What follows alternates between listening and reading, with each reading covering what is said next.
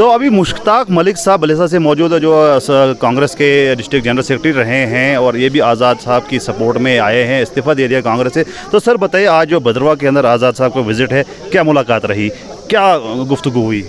आज़ाद साहब के साथ हमारी जो इस वक्त डिटेल डिस्कस हो गई तमाम ग्रास रूट के वर्करान की, तो इसमें यही सजेशन आज़ाद साहब ने दिया कि आप काम कीजिए और मजबूती से काम कीजिए। इसमें तमाम लोगों ने पूरा यकीन दिया आज़ाद साहब को कि हम ग्रास रूट पे और हमदर्दी से आपकी पार्टी का आपके मंशूर के मुताबिक काम करेंगे। तो ऐसा कहा जा रहा है, अटकलें लगाई जा रही है कि आज़ाद साहब जो वो भी एक बीजेपी की शाखा है, आज़ाद साहब को कह रहे हैं कि आप भी बीजेपी की डी टीम है, तो कैसे आप जस्टिफाई करेंगे इसको? ये वो लोग कहते हैं जो भुगलाट के शिकार हैं। ये मुझे इस मेरी समझ से बाहर है कि एक आदमी दिल्ली से आके जम्मू कश्मीर के लोगों की खिदमत करने के लिए आया है। अगर आज़ाद साहब को वैसा कुछ होता तो वो दिल्ली में बैठ के ही सिर्फ एक दो इशारे करके ही तो उसके पाँव पकड़ते थे, जिनके लिए बी और डी टीम ये मानते हैं ये लोग। तो जब पार्लियामेंट में पीएम साहब रोए और क्या ये वक्त वहाँ कुछ ऐसा नहीं कर सकता था, इसे वहीं एक जवाब दिया था। ऐसा कहा जा रहा है कि मोदी जी के साथ काफ़ी अंडरस्टैंडिंग है, ये आए हैं जम्मू कश्मीर में, यहाँ से हो सकता है पार्लियामेंट में जाएंगे,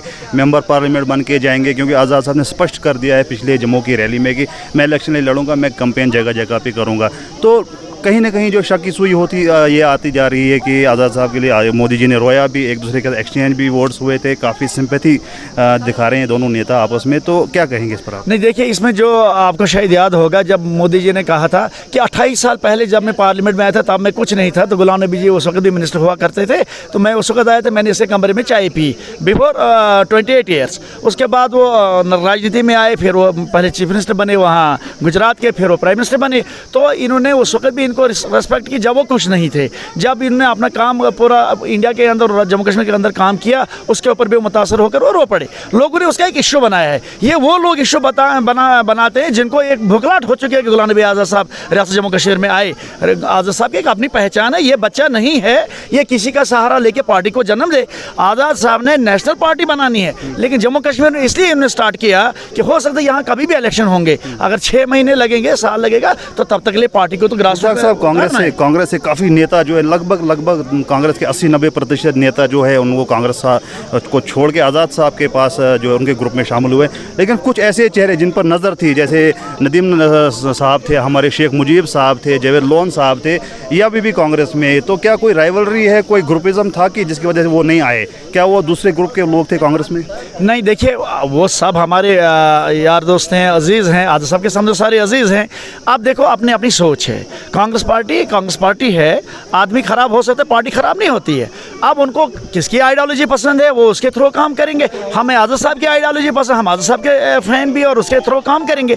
रियासत जम्मू कश्मीर के अंदर जो इस वक्त ज़रूरत है, सबसे पहले यहाँ पे सब मज़हब को मिल के चलाने वाला लीडर हमें चाहिए, वो है गुलाम नबी आज़ाद साहब। आज की स्पीच भी आपने सुनी, पार्लियामेंट के अंदर भी सुनी, पार्लियामेंट के बाहर भी सुनी। इसने कहा आज कि मैंने ज़िंदगी में किसी की मुखालफत नहीं की। तो आज हमारे लोग उस पर सियासत करते हैं जो किसी की मुखालफत करे, मजहब की करे या किसी। मैं आपको यहाँ पर मुश्ताक साहब आप कह रहे हैं कि आज़ाद साहब ने किसी की मुखालफत नहीं की, लेकिन जब आज़ाद साहब ने इस्तीफ़ा दिया तो 5 पन्नों का इस्तीफ़ा था, उसके बाद राहुल गांधी पर वो काफ़ी बरसे। तो मुखालफत तो आज़ाद साहब बड़े ओपनली आए, जो है उनके अंदर जो लावा था वो एकदम से फूट गया कांग्रेस को छोड़ने के बाद। क्या कहेंगे इस पर? वो इसलिए कि अगर एक घर से इंसान निकल जाता है तो उस घर में प्यार होता है, उसके बाद अगर अचानक वहाँ से बाहर निकले तो किसी न किसी के ऊपर थोड़ी सी तो वो दिल में मलाल होता है। फिर ही जाके इसने कहा मैं गांधी खानदान की पूरी इज्जत करता हूँ, लेकिन जो आजकल के वहाँ पे है उससे थोड़ा बहुत मुझे है, तो इसलिए मैंने इस्तीफ़ा दिया। जब वहाँ हमारी बात सुनी नहीं जा रही थी तो हमने खामोशी इख्तियार की और अलहदा रास्ता किया, लेकिन जम्मू कश्मीर के लोगों की खिदमत करने के लिए मैदान में उतर गए।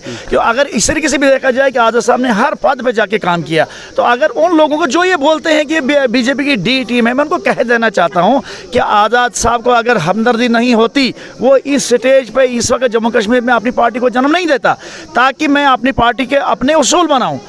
यही हमें अंदर भी इसको डिस्कस था कि आपने काम करना है, सबको बराबर चलाना है, कोई हिंदू मुस्लिम नहीं, कोई भेदभाव नहीं, कोई ऊंच नीच नहीं। और अगर किसी ने इस किस्म की कोई भी यहाँ पर शुरुआत की, उसको मेरी पार्टी में जगह नहीं है। चलिए आखिरी सवाल पूछता हूँ कि अभी जो है हमने देखा कि जब आज़ाद साहब ने ये इस्तीफ़ा नहीं दिया तो उससे पहले जो है एनसी का कहीं पर कैडर काफ़ी मजबूत है जम्मू कश्मीर, ख़ुसूसन कश्मीर के अंदर, और चुनाव वैली में भी कहीं कहीं लगता था कि एनसी जो है काफ़ी उभर रही है।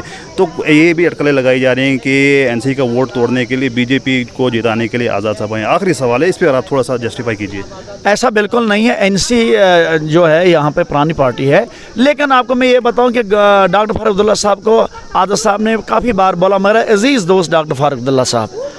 तो अब आप ये देखिए कि वो इनकी कितनी इज्जत करते हैं। जब आज़ाद साहब ने रिज़ाइन किया तो डॉक्टर फारूक साहब को हमदर्दाना तरीके से, नाट की सियासत, बड़ी तशवीश हुई थी, तो उसने फिर इसका वेलकम भी किया, क्योंकि वो बड़ा सियासतदान है, उसको पता है कि आज़ाद साहब भी बहुत बड़े सियासतदान है, रियासत हमारी इसका जल रही है, अच्छा आदमी आए तो रियासत को मिलजुल के चलाएँ।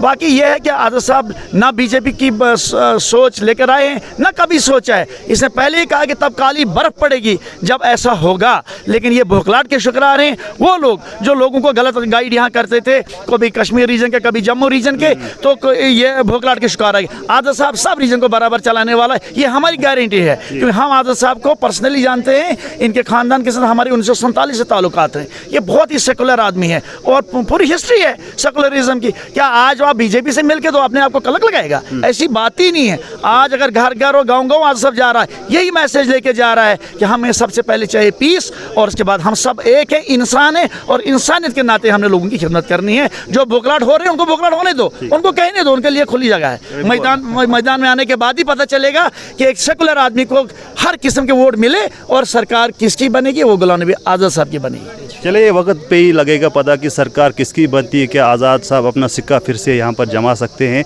आने वाले वक्त में सारा स्पष्ट हो जाएगा और ये भी सामने आएगा कि क्या आज़ाद साहब एनसी के साथ, क्योंकि जम्मू कश्मीर की सिचुएशन ऐसी है कि यहाँ पर एक पार्टी जो है अपनी जो है गवर्नमेंट फॉर्म नहीं कर सकती। अब देखेंगे आने वाले वक्त में आज़ाद साहब क्या एनसी का हाथ पकड़ते हैं या बीजेपी का हाथ पकड़ते हैं। बहरहाल ज़्यादा न्यूज़ और अपडेट्स के लिए आप देखते रहे नासिर के शाह।